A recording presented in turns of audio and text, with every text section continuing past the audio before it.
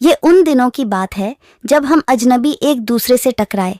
हमें ये एहसास भी नहीं था कि हमारे बीच मुस्कुराने से रोने तक का सफ़र साथ लिखा है।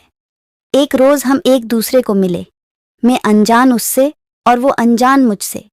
फिर हुआ यूं कि वो मुझे थोड़ा जानने लगा।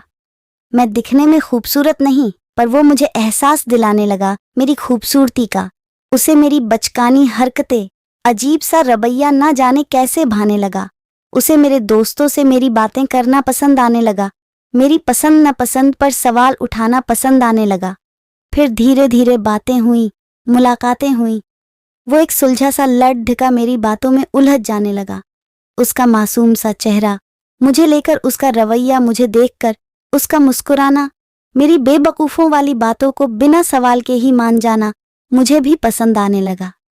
ये बात उन दिनों की है जब हम दोस्त हुआ करते थे। धीरे धीरे समय बीतता गया, मुझे वो पसंद आने लगा। इसी बीच पता ही नहीं चला कि कब ये दोस्ती मोहब्बत में बदल गई। वो मुझे बहुत अच्छा लगने लगा। मुझे उसका किसी और से बोलना न जाने क्यों दुख देने लगा।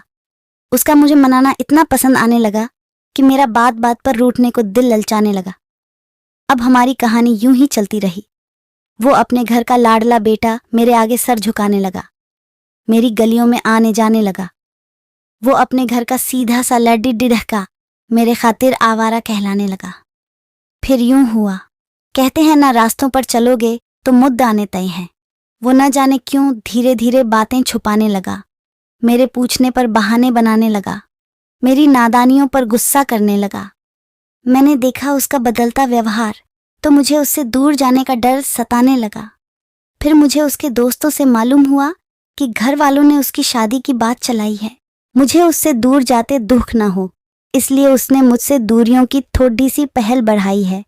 ये बात जानने के बाद मैंने उसे कभी दुखी नहीं किया। उसने जो कहा मैंने मान लिया। फिर अचानक मेरे घर मेरे रिश्ते वाले आते हैं और मैंने उसके बारे में सोचा कि उसे बिछड़ने का दुख है। अब ये ना हो कि दूरियां उसने की और मैंने रिश्ते को हाँ कर ली। इससे उसे दुख तो बहुत हुआ, लेकिन अब मेरी यही दुआ है वो हमेशा खुश रहे। और उससे कोई मिले तो बताना ज़रूर, मैं बेवफा नहीं, मैंने बस बेवफा का किरदार लिया है। इस कहानी से हमें यह सीख मिलती है कि हमें किसी को भी उसकी मजबूरी जाने बिना उसको गलत नहीं समझना चाहिए। हर कोई बेवफा नहीं होता, बस मजबूरियों की वजह से बेवफा बनना पड्डिया धा जाता है। जैसे रिया ने अपने प्यार को खुश करने के लिए खुद को बेवफा बना लिया, ऐसे ही बहुत से लोग मजबूर हो जाते हैं।